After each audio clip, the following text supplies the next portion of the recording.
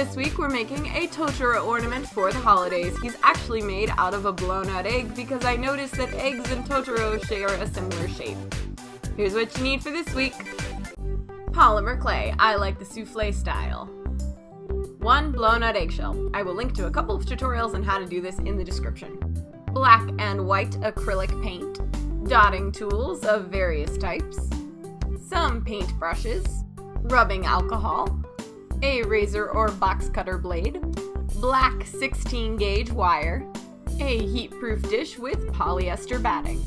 Alright, the first thing to do is to mix your black and white souffle polymer clay together. We chose souffle because it is a lot lighter, and since we're making an ornament, you don't necessarily want it to be that heavy. Now, I ended up doing about 1.5 rows of gray to 1 row of black. Once you have a color you like, start taking off little pieces of the gray. You can use a cookie cutter, but I eventually just started ripping it off, and then laying it on your eggshell. Don't worry about getting it very smooth at this point, you just kind of want to get it adhered. Now, this can take a while, and it won't necessarily be very pretty, but just keep going. Once the egg is completely covered, it's time to smooth. You can do this by rolling it around to get it warm, and then using your fingers to just kind of smooth out all of the rough parts. Also, using rubbing alcohol can help as it slightly breaks down the polymer clay and makes it softer, but don't use too much or it'll mess with your structural integrity. Just keep going around and around and around, smoothing as much as you can out with your fingers. To get it even smoother, take a piece of cloth of some sort. Cotton works really well. Pour some rubbing alcohol on it and then rub it all over your egg until it is nice and smooth.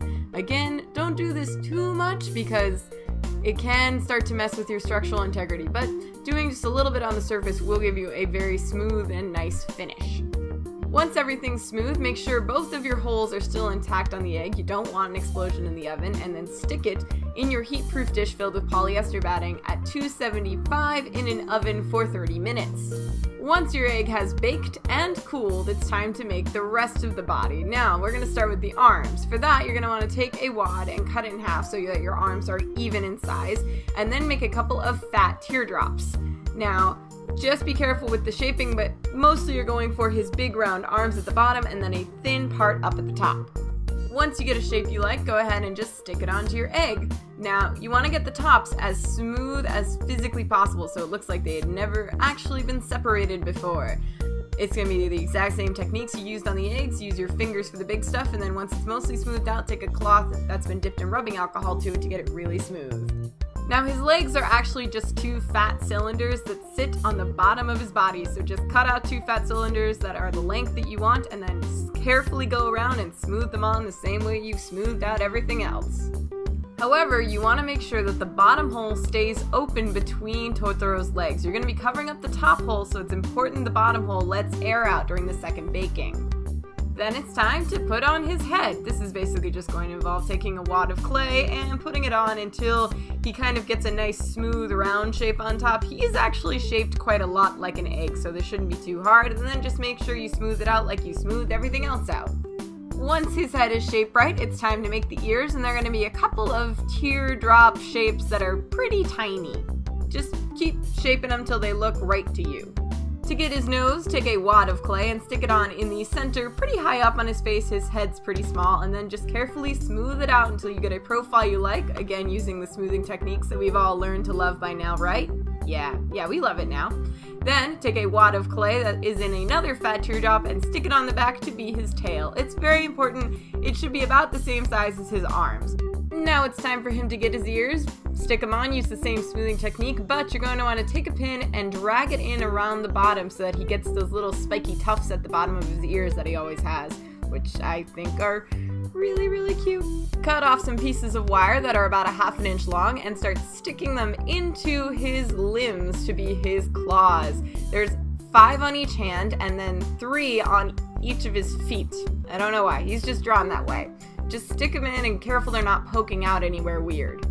Then you're going to want to stick a loop in the top of his head so he can be hung very nicely, although if you want him for a statue, you don't have to do that. Then stick him back in his heat-proof baking dish with polyester batting and into the oven at 275 for 30 minutes. Now I just wanted to show you real fast that my ear actually came off when I was baking, so I made him a new ear after everything else was baked. I basically just repeated the same process, smoothed it on, did the needle thing, and then baked it, and he turned out fine. You can't tell, so if one comes off while baking or if both comes off while baking, it's totally fine. See, this is him baked again, so both ears are solid. You can't tell the mistake ever happened. This is the magic of smoothing. Alright, time to paint. So, take your paint and just start painting on all of Totoro's details. Now, this of course means his big white belly, which, because he's a dark gray, might take a few coats. I think for me it took about 3 coats to get that white belly finally opaque. And then of course, once it's all dry, you want to get his little chest details of those little gray V's. And then I actually use my dotting tool to do his nose and his little mouth. He's actually got a very little mouth, and I chose to do his expression from the bus stop scene, which you are by no means required to do. If you would like, you can give him a great big smile like he has in some other shots. I just enjoy the pure awkwardness that he is when he's in the bus stop scene. Also, the eyes took me a few tries, but the awesome thing about acrylic paint is that you can just wash it off with water as long as it's still wet and redo something, and no one will ever know. That's why I really like working with it. A few final tricks is to take super glue and stick it into the holes of each of the wires you put in, so that means all of his claws. This will help make sure that they never really come out, that they're always going to stay there. So it's a quick thing, and it really helps everything stay nice and intact. Once he was all painted, I glazed him with some Mod Podge just to make him shiny, and say you don't celebrate Christmas, you can totally just have him as a little figurine, or currently he's keeping me company on my tripod.